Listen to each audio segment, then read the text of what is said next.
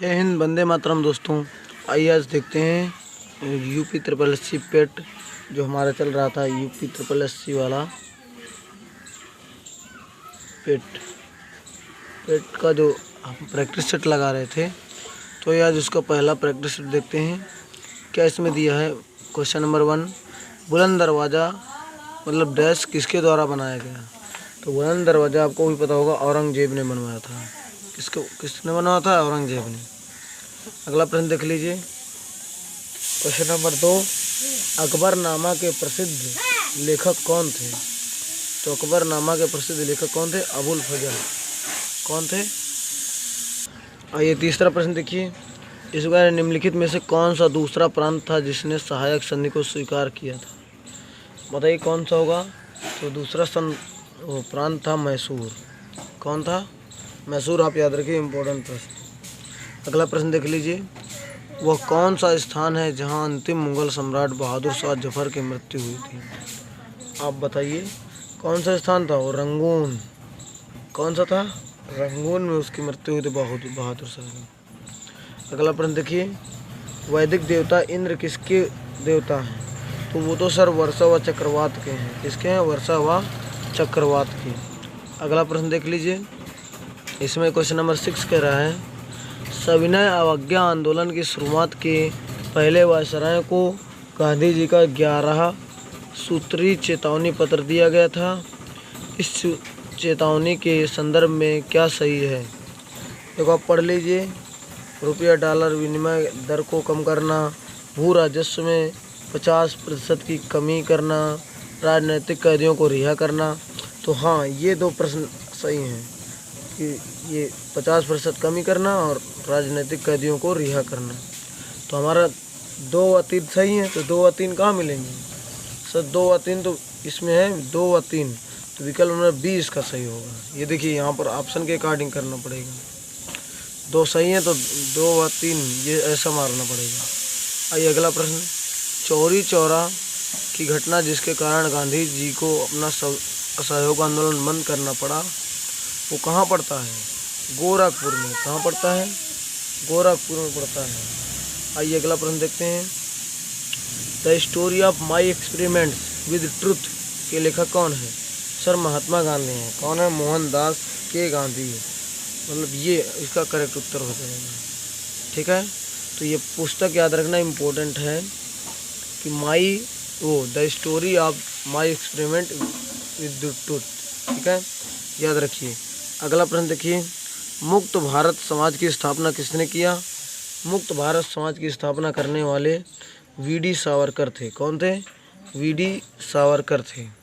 अगला प्रश्न देखिए, अगला प्रश्न कह रहा है, वर्ष 1905 में बंगाल के विभाजन के दौरान भारत के वायसराय कौन थे? Lord Curzon. आपको याद है ना, लॉर्ड कर्जन, मैंने आपको बताया था गायत्री मंत्र में। तो क्या हो जाएगा? लॉर्ड कर्जन इसका करेक्ट आंसर हो जाएगा। आइए अगला प्रश्न बनाते हैं। देखिए 11वां नंबर प्रश्न क्या कहता है, तेज हवाओं द्वारा किस प्रकार की मिट्टी उड़कर आती है और जमा हो जाती है?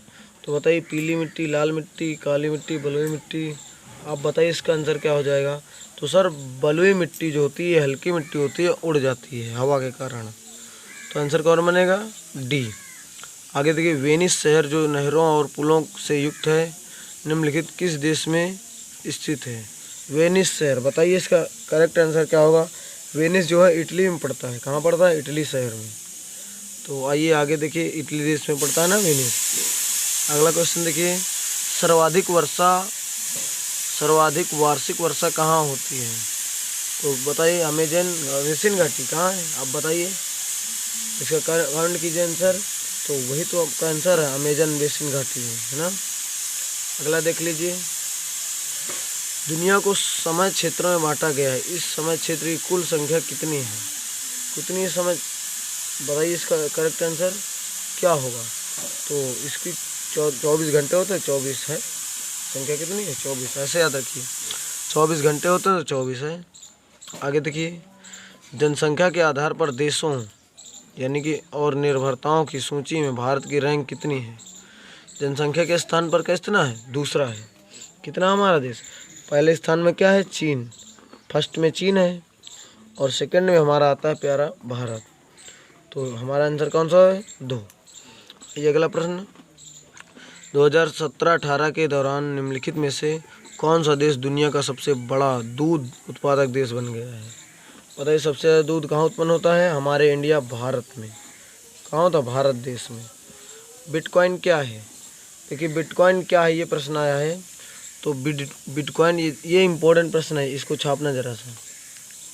बिटकॉइन क्या है? डिजिटल मुद्रा का एक रूप होता है, समझे? बिटकॉइन क्या है? डिजिटल मुद्रा का एक रूप होता है। अगला प्रश्न, इसमें कह रहा है किस वर्ष भारत में बैंकों का राष्ट्रीयकरण किया गया था? किस वर्ष भारत में बैंकों का राष्ट्रीयकरण किया था? क्वेश्चन नंबर 18 बताइए। तो 18 में आपका आंसर जाएगा 1969 में। देखिए अधिनियम 1934 का, सुनना गौर से, स्थापना हुई इसकी 1935 में। कितना? 1935 में। राष्ट्रीयकरण हुआ इसका 1969 में, याद रहे। रिजर्व बैंक ऑफ इंडिया की स्थापना किस वर्ष हुई? रिजर्व बैंक ऑफ इंडिया की स्थापना किस वर्ष हुई? तो अभी बताया ना हमने आपको, देखो ना, ये 35 में हुई थी। तो इसका आंसर क्या बनेगा? 35 में होगी स्थापना। अधिनियम कौन सा कब का है? 34 का।